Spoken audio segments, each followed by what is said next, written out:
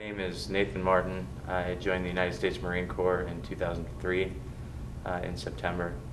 I didn't ship out until April of 2004, and that's when I started boot camp. I kind of made a deal with myself when September 11th happened that if I didn't make anything of my life in 2 years, I was going to do that. And I talked to the recruiters from every different branch, with the exception of the Coast Guard, and they all promised me the world.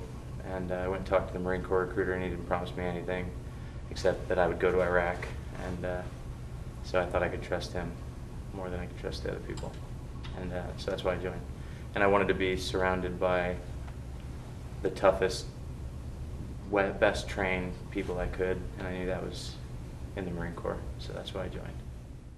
The camaraderie that I experienced in the Marine Corps in general is something that I don't think I could have found anywhere else. It's a group of men and women that are willing to do anything for each other, and you might hate a guy's guts and you hate everything about him, and he comes from Brooklyn, New York, and you're from Los Angeles, California, but for some reason when the uniform is on, it's like you came out of the same womb. I got back from Iraq in March of 2007, and I separated from the Marine Corps in April of 2008. So I was back for 1 year at Camp Pendleton before I separated. I have a lot of friends that I keep in contact with that I was in Iraq with and not in Iraq with. I keep in touch with as many as I can. All of my close friends, the guys who I experienced a lot with. So I make it a conscious effort every chance I get to make sure I'm contacting them and keeping in touch. So that's important to me. I was a heavy equipment operator with an engineer company, or an engineer platoon inside of a motor transport company. So we did missions in town, setting up barriers to protect the civilians and also to protect Marines traveling through the area. When we were in Iraq, our building, our shop where we all gathered in the mornings before we went on our missions and whatnot, that's where we did all our bonding when we weren't out on the road doing work. And we would, somehow we were able to get surgical tubing from the corpsman, the Navy corpsman, and we collected enough surgical tubing, and we cut the top of the hat off, and made a water balloon launcher. And I think my dad sent them to me. I had my dad send me a bag of water balloons, and we filled them up, and then we used to shoot them at the motor T guys when they were in the other lot doing maintenance, checking the tire pressure.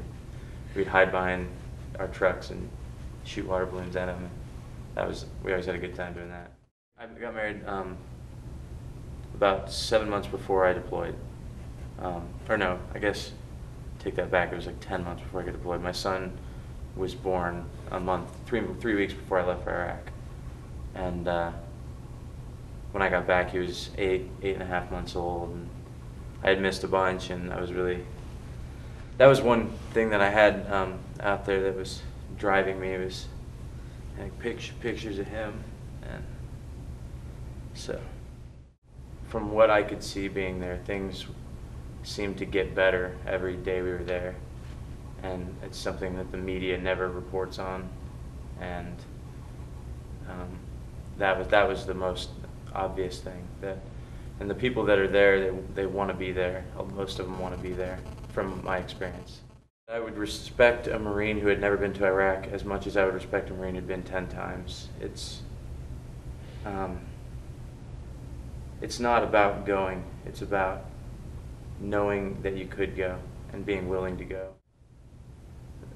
I had a willingness to do something, do what needed to be done for any of my friends. You know, if it meant waking up at 4 in the morning to pick them up from the bar because they drank too much, or um, driving a private to the car dealership so he doesn't get ripped off by a used car dealer, and all the way up to jumping on a grenade if that's what it meant. So it's I mean the bonds were there from boot camp. In boot camp it was, I mean, you knew you were in something special at that time. Coming home from Iraq was really difficult.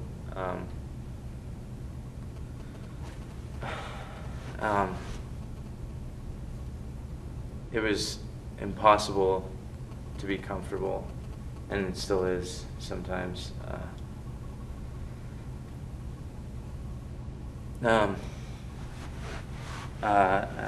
We would, the big concern in Iraq for most people is improvised explosive devices, roadside bombs. And that doesn't leave your head for a long time when you get home. And so it's pretty hard driving your car anywhere. You see a piece of garbage on the side of the road, you can't help but slow down or swerve to the next lane to try not to, because over there a piece of garbage on the side of the road, it could be a piece of garbage, but it also could be you know, the end of your life. So it's that was hard. It was hard to find people to talk to that understood. I had a hard time connecting with my family, and it was a lot easier to just hang out with my Marine friends because they knew what I was going through. So for the first couple of months it was really awkward. I wasn't at home much, and I didn't really sleep, and I still have problems sleeping sometimes from it. So, but other than that, I'm pretty good.